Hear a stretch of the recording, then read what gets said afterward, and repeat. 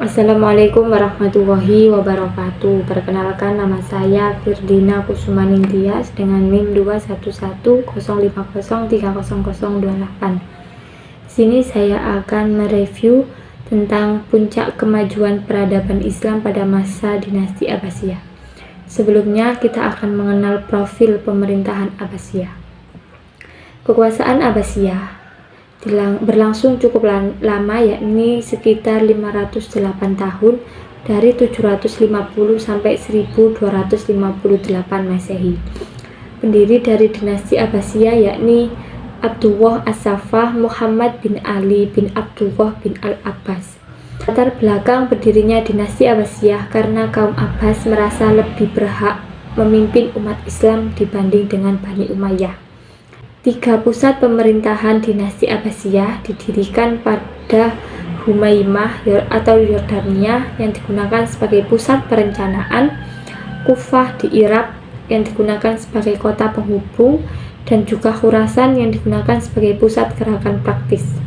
Selanjutnya yakni khalifah-khalifah yang terkenal pada saat kepemimpinannya di dinasti Abbasiyah.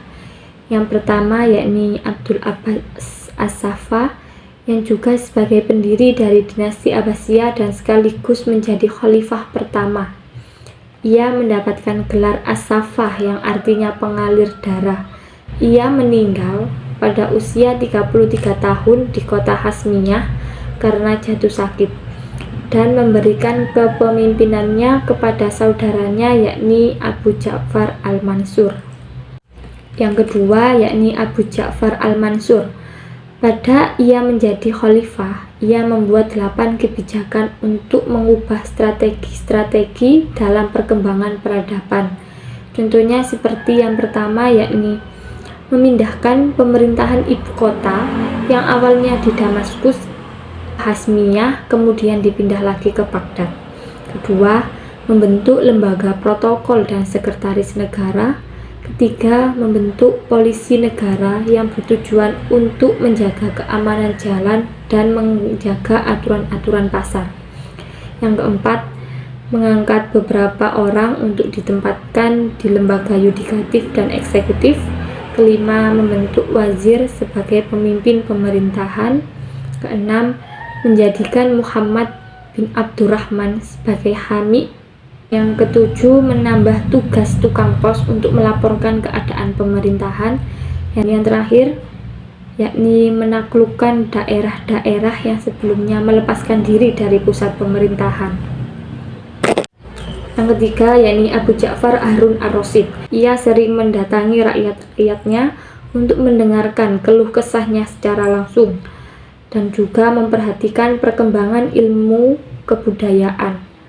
Ia saat memerintah, kondisi ekonomi masyarakat cukup baik dan sehingga sulit untuk mendistribusikan zakat dan infak. Dan yang keempat, menjaga keamanan sampai-sampai masyarakat merasa aman saat keluar malam. Selanjutnya, mementingkan sarana dan prasarana yang ada. Juga Abu Ja'far Harun Ar-Rasyid suka dalam menerjemahkan berbagai buku dalam bahasa asing. Juga pada saat masa pemerintahannya berada pada masa keemasan, sehingga negara Islam menjadi negara terkuat yang tak tertandingi. Selanjutnya yakni Abu Ja'far Abdullah Al-Ma'mun. Ia memerintah dinasti Abbasiyah dari tahun 198 sampai 218 Hijriah. Yang dilakukan Khalifah Ma'mun pada masa pemerintahannya yakni mengembangkan pertanian hingga pesat. Akibat dari berlimpahnya hasil pertanian, maka banyak kafilah-kafilah yang datang untuk melakukan perdagangan dan juga mengadakan ekspor-impor. Juga memperluas lintas dagang melalui dataran tinggi Pamir dan jalur laut dari Teluk Persia. Ia juga mendorong perkembangan ilmu pengetahuan kedokteran, filsafat, dan juga matematika. Abu Ja'far Abdullah Al-Ma'mun juga menerjemahkan buku-buku filsuf terkenal seperti Plato dan juga Aristoteles. Ia juga menyiapkan penerjemah bahasa asing ke bahasa Arab. Meskipun dinasti Abbasiyah mengalami masa keemasan, kejayaan, saatnya dinasti Abbasiyah mengalami keruntuhan. Akibat dari runtuhnya dinasti Abbasiyah ini sendiri, diakibatkan oleh dua faktor, yakni yang pertama faktor internal. Faktor internal ini banyak sekali khalifah-khalifah yang lalai dalam tugas dan kewajibannya dan lebih mementingkan urusan pribadi. Yang kedua, karena luasnya wilayah dinasti Abbasiyah mengakibatkan sulitnya melakukan komunikasi dari pusat ke daerah-daerah terpencil. Dan juga banyak terjadi permusuhan antar suku dan juga kelompok agama, dan banyak juga para pejabat yang melakukan korupsi. Yang kedua yakni faktor eksternal.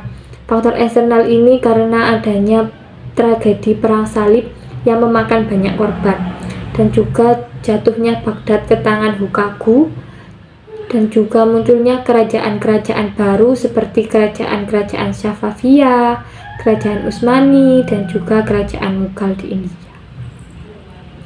Sekian dari saya ucapkan terima kasih. Wassalamualaikum warahmatullahi wabarakatuh.